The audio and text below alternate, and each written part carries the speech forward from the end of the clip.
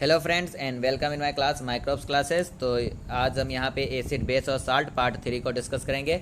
इस लेक्चर में जो है इससे पहले मैंने इसके ऊपर 2 वीडियो बनाए। अगर आपने नहीं देखा है तो आप जाके देखिए। पहले वीडियो में मैंने एनसीईआरटी की जो बुक है उसमें कौन कौन से टॉपिक है चैप्टर से उसको डिस्कस की थी और रेफरेंस में बुक बताया था कि कौन कौन से बुक आप प्रेफर कर सकते हो।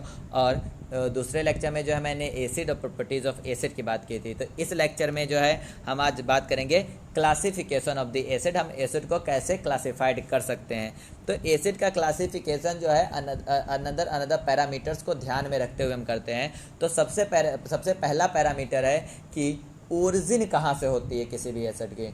तो जो ओरिजिन है वो नेचर में होनी है। तो नेचर में ओरिजिन का 2 ही जरिया है, एक बायोटिक फैक्टर से, एक अबायोटिक फैक्टर से। मतलब एक लिविंग थिंग से और एक नॉन लिविंग थिंग से। तो लिविंग थिंग से जो भी एसिड आता है उसे हम ऑर्गेनिक एसिड बोलते हैं। मतलब क्या है कि किसी भी ऑर्गेनिज्म में पाया जाने वाला एसिड या किसी भी ऑर्गेनिज्म से जो एसिड हमें प्राप्त होता है उसे हम ऑर्गेनिक एसिड कहते हैं।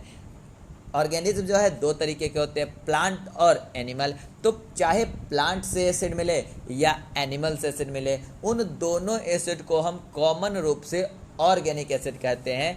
और ऑर्गेनिक एसिड जो है बहुत ही हाईली रिसोर्सफुल है फॉर द विटामिन सी।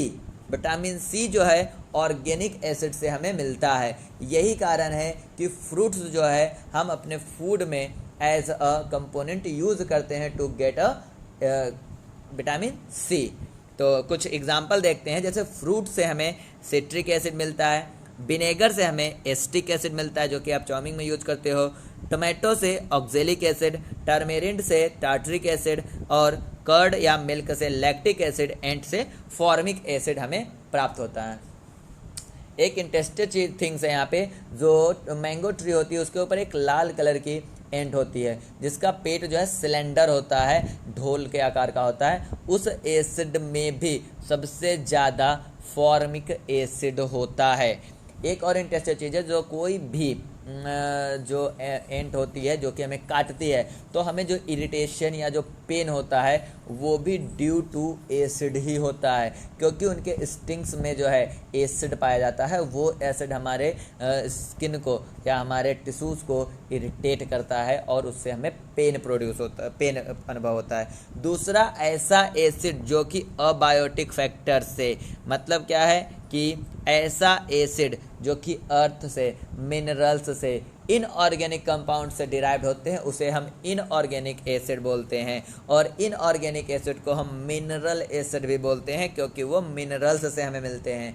ये एसिड हाईली डेंजर होती है compare to the organic acid. और ये मेटल्स के एलिमेंट्स को, मेटल्स के जो आइटम्स हो, आर्टिकल्स होते हैं उनको डिस्ट्रॉय करती है। मतलब क्या है, उसमें कोरेशन करती है और ये हाईली कोरेसिव होती है। जैसे सल्फ्यूरिक एसिड या हाइड्रोक्लोरिक एसिड को हम मिनरल एसिड या इनऑर्गेनिक एसिड कह सकते हैं। दूसरा, चूंकि एसिड जो है क्या होता है, एसिड वो सब्सटेंस होता है जो कि एक्वस सॉल्यूशन में हाइड्रोजन आयन को एलिमिनेट करे, हाइड्रोजन आयन को निकालता है, या जो अपने आयंस के रूप में डिसोसिएट हो जाता है। तो ऐसा एसिड जो कि कंप्लीटली फुली डिसोसिएट हो जाए in case of aqueous solution, या एक्वस सॉल्यूशन में अगर हम किसी भी एसिड को डिसॉल्व करें और वो एसिड पूरी तरह डिसोसिएट हो जाए अपने पार्टिकल्स या अपने आयंस के रूप में,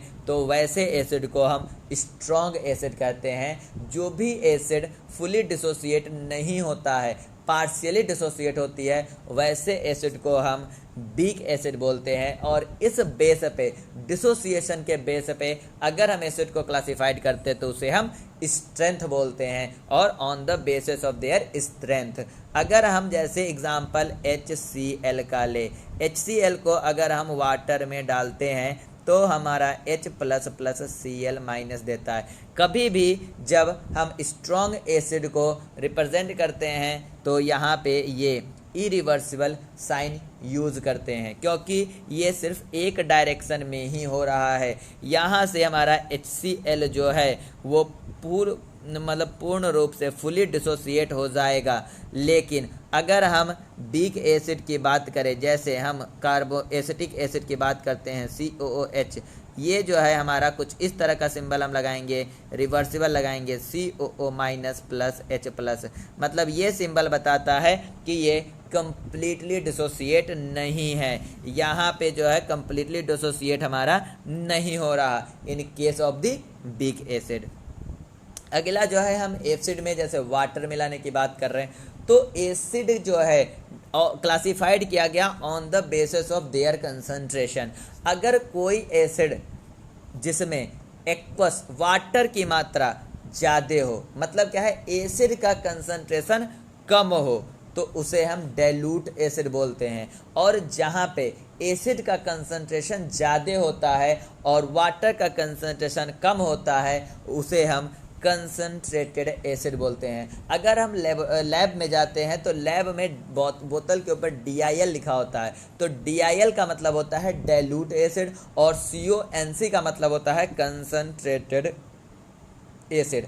ये कंसंट्रेशन पे डिपेंड है कि कंसंट्रेशन कैसे है। हमेशा डाइल्यूट और कंसंट्रेशन जो है यह हमारा एक किसी के रिस्पेक्ट में कहते हैं, जैसे 5 ग्राम और 10 ग्राम। 5 ग्राम है किसी भी लिक्विड में, मतलब जैसे कोई एसिड रखा हुआ है 5 ग्राम है किसी एक बोतल में, दूसरा बोतल में 10 ग्राम है, तो 5 ग्राम वाला जो बोतल है वो डाइल्यूट होगा, 10 ग्राम वाला बोतल जो है कंसंट्रेट होगा। मतलब हम कंसंट्रेशन किसी के रिस्पेक्ट में बात करते हैं।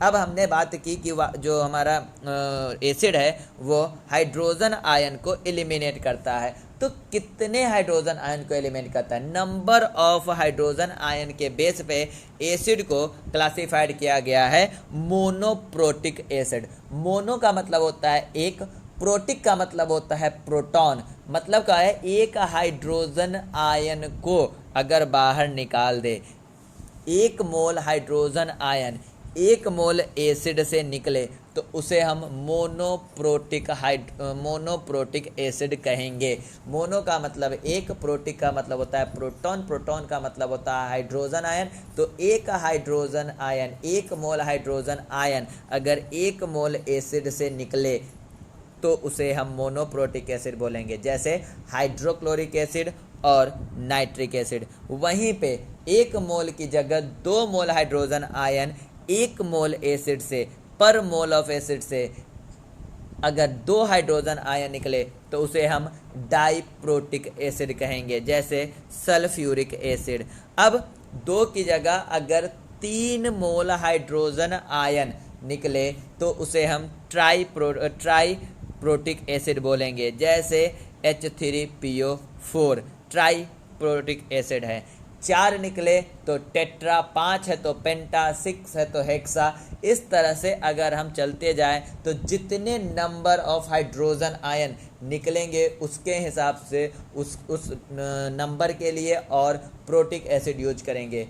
मेन रूप से अगर 3 से ज़्यादा अगर हाइड्रोजन आयन निकलता है तो उसे हम कॉमन रूप से पॉलीप्रोटिक एसिड कहते हैं। पर कंसीडर यहाँ पे ध्यान क्या रखना है, 1 मोल एसिड से जितने number of hydrogen ion eliminate होगा उस हिसाब से माना गया। अगर 1 है तो मोनो, 2 है तो डाई, 3 है तो ट्राई और 4 या 4 से अधिक है तो पॉलीप्रोटिक एसिड बोलते हैं। तो आज हमने इस वीडियो में क्या बात की, क्लासिफिकेशन की बात की। क्लासिफिकेशन मैंने कैसे किया, कुछ पैरामीटर्स को ध्यान में रखते हुए, जैसे ओरिजिन के हिसाब से कौन सा था, नेचुरल एसिड, मतलब ओरिजिन के हिसाब से organic acid, mineral acid. Organic acid जो है ऑर्गेनिज्म से मिलता है, मिनरल एसिड को इनऑर्गेनिक एसिड बोल रहे थे। दूसरा हमने बात की थी डाइल्यूशन, उसके कंसंट्रेशन के हिसाब से, तो डाइल्यूट और कंसंट्रेटेड। उसके बाद हमने बात की थी क्या कहते हैं उसे, डाइल्यूशन के हिसाब से। उसके बाद उससे पहले जो हमने बात की थी वीक एसिड, स्ट्रॉन्ग एसिड बात की थी स्ट्रेंथ के हिसाब से। उसके बाद मैंने नंबर ऑफ आयंस के हिसाब, नंबर ऑफ हाइड्रोजन आयन के हिसाब से की कि मोनोप्रोटिक, डाइप्रोटिक, ट्राइप्रोटिक और पॉलीप्रोटिक। अगर आपको वीडियो अच्छा लगा है तो वीडियो को लाइक कीजिए और सब्सक्राइब कीजिए चैनल को, और बेल आइकन दबाना नहीं भूलिएगा, जिससे कि मेरे लेक्चर टाइम टू टाइम आपको मिलते रहे और आप माइक्रोस क्लास के साथ अपनी बोर्ड एग्ज़ाम की तैयारी बहुत ही शार्पली कर सकें। Thank you for watching this video.